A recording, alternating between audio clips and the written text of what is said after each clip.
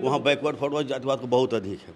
मैं जानता हूँ कि वो दबंग व्यक्ति हैं, क्या करेंगे, गोली मार देंगे। हम अपने बच्चों को, वाइफ को, सबको बोल दिए हुए हैं कि अगर किसी प्रकार की घटना मेरे साथ होती है तो वह एकमात्र जुमार जो है साहिबगंज के विधायक राजू सिंह होंगे। कुर्सी बल्ला मारा कस के मार के सीओ साहब मैंने कालर पकड़ उन्होंने मुझे ये पैर मारा, हम नीचे गिर गए और तो चूँकि भय समय लगे, काँपने लगे, मैंने नहीं बोल पा रहे हैं। अंदर से इतना चोट पहुंचा कि हम इसको नहीं बोल पा रहे हैं। हजाम कानू एक बोले वो तातो आप कथी में न हुआ कहूँगा मैंने विधायक जो मारे काफ़ी मारे। मेरी हत्या भी उस दिन हो गई रहती।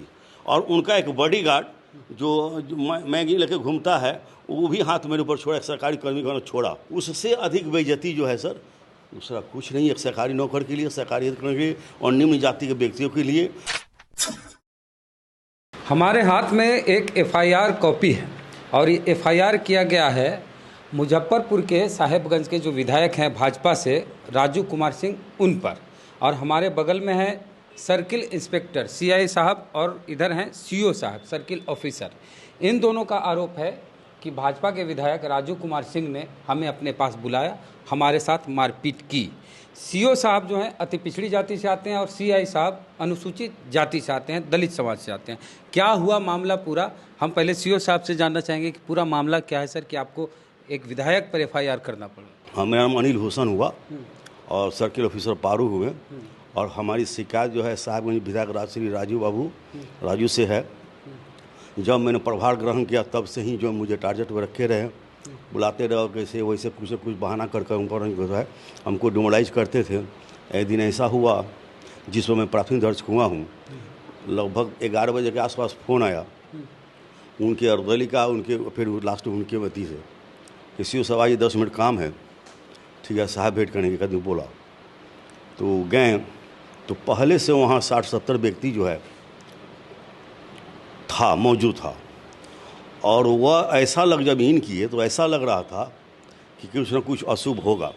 क्या हुआ मामला क्या जिसे यह हुआ कि गंदे जो घुसते ही जो है गंदी गालियाँ देने लगे, भद्दी तरह गालियाँ देने लगे, माँ को बहन को फला।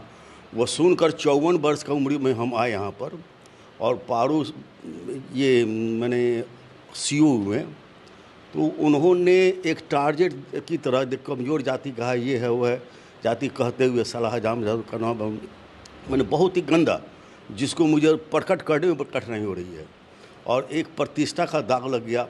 नौकरी अलग चीज़ है, समाज में हर व्यक्ति प्रतिष्ठित होता है और उन्होंने निश्चित रूप से बहुत बड़ी गलती किया, नहीं करना चाहिए।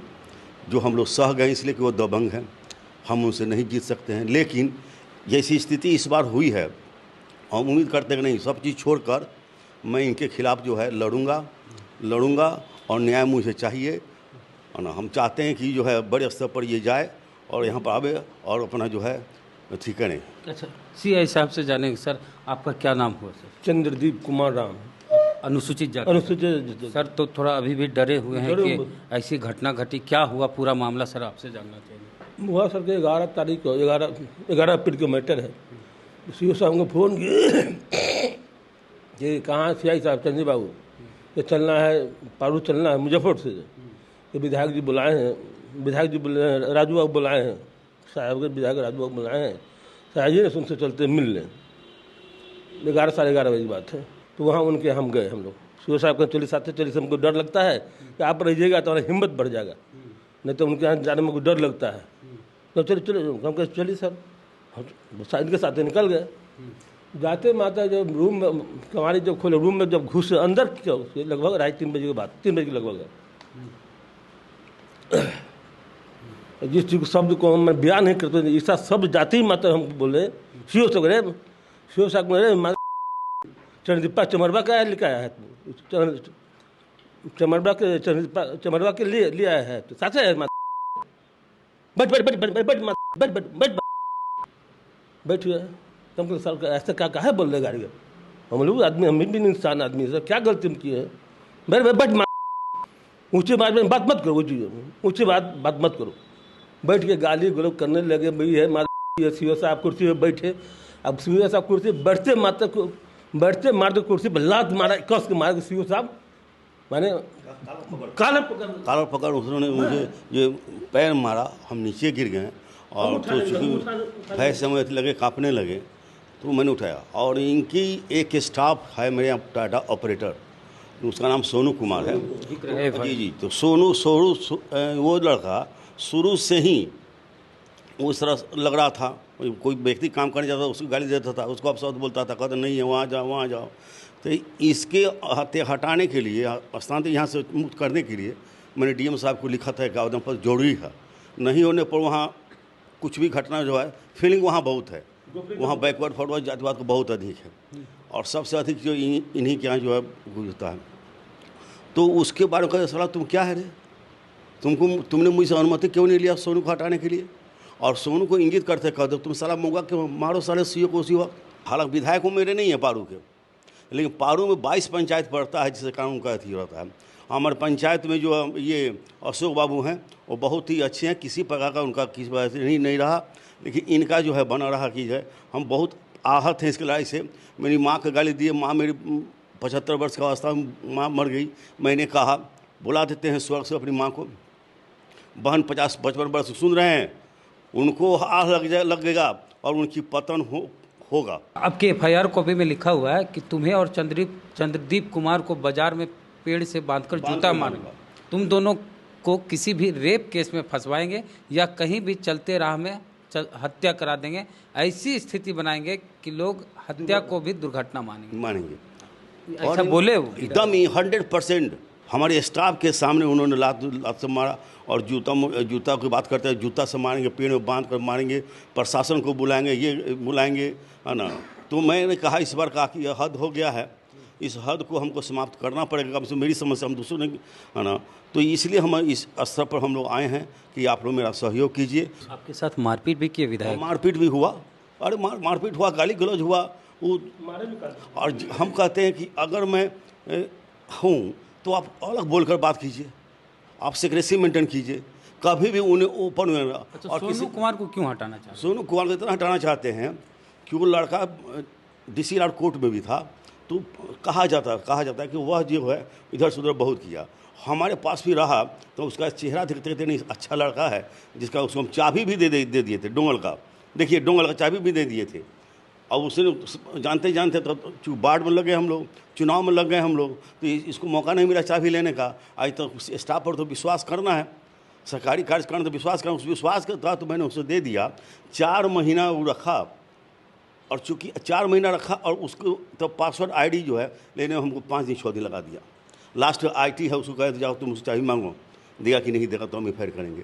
तो इनको ये दुख कहा। अच्छा, क्या बोलते सर? गोपनीयता, Sonu Kumar data pattern office का गोपनीयता भंग करता था, जिसके चलते सीओ साहब समारता महोदय के लिख दिए कि यहाँ से हटाया जाए, मुक्त किया जाए इसको।